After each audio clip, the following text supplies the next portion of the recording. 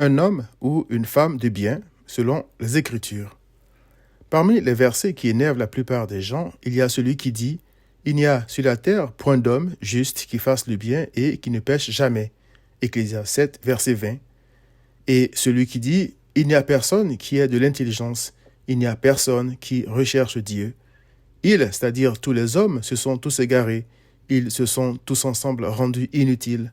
Il n'y en a aucun qui fasse le bien, non, pas même un seul. » Romains 3, 11 à 12. Ces versets irritent ceux qui se croient justes. Ils contredisent la Bible en affirmant qu'être une personne de bien est un choix que n'importe qui peut faire. En poursuivant ma méditation dans Acte 11, je suis tombé sur le portrait d'un homme de bien selon les Écritures. J'en ai retenu les 3 caractéristiques suivantes. Ayant appris qu'un grand nombre de Grecs, c'est-à-dire de non-juifs, avaient entendu la bonne nouvelle du Seigneur Jésus, avaient cru et s'étaient convertis à lui, les membres de l'église de Jérusalem avaient envoyé Barnabas vers eux.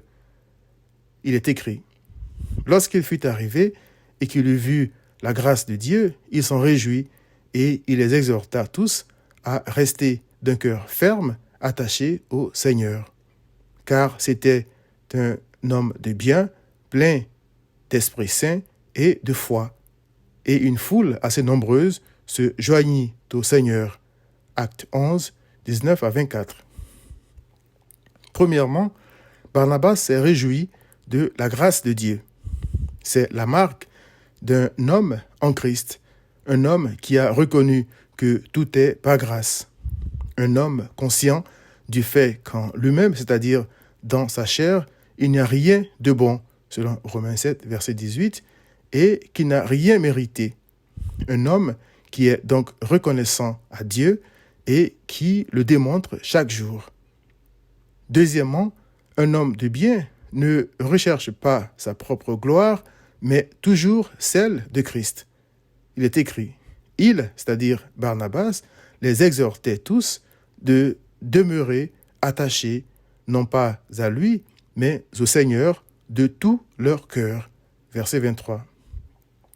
L'homme de bien, selon les Écritures, est donc tellement préoccupé par le bonheur des autres qu'il les exhorte à croire en Christ et à s'attacher à lui parce que convaincu qu'il n'y a de salut en aucun autre, car il n'y a sous le ciel aucun autre nom qui ait été donné parmi les hommes par lequel nous devions être sauvés.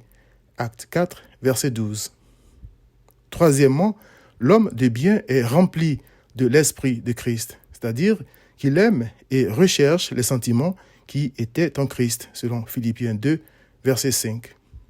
Il est aussi rempli de foi, selon Acte 11, 24, c'est-à-dire qu'il marche avec Christ comme s'il le voyait, voir Hébreux 11, 27. Je comprends donc pourquoi Christ a dit au jeune homme riche qui se croyait bon, « Il n'y a de bon que Dieu seul », voir Acte 18, verset 19. Je crois qu'il a dit parce que lui seul peut faire d'un pécheur un homme de bien. Il est venu sur terre pour chercher et sauver ses brebis, dont Barnabas. Il l'a trouvé et, par son sang versé sur la croix, l'a racheté pour faire de lui un homme de bien, c'est-à-dire un petit Christ. Si tu n'es pas en Christ, cher ami, sache que tout le bien que tu crois faire est comme un vêtement souillé aux yeux de Dieu, selon Ésaïe 64, verset 6. Il n'y a de bon que Christ seul. Viens donc à Christ.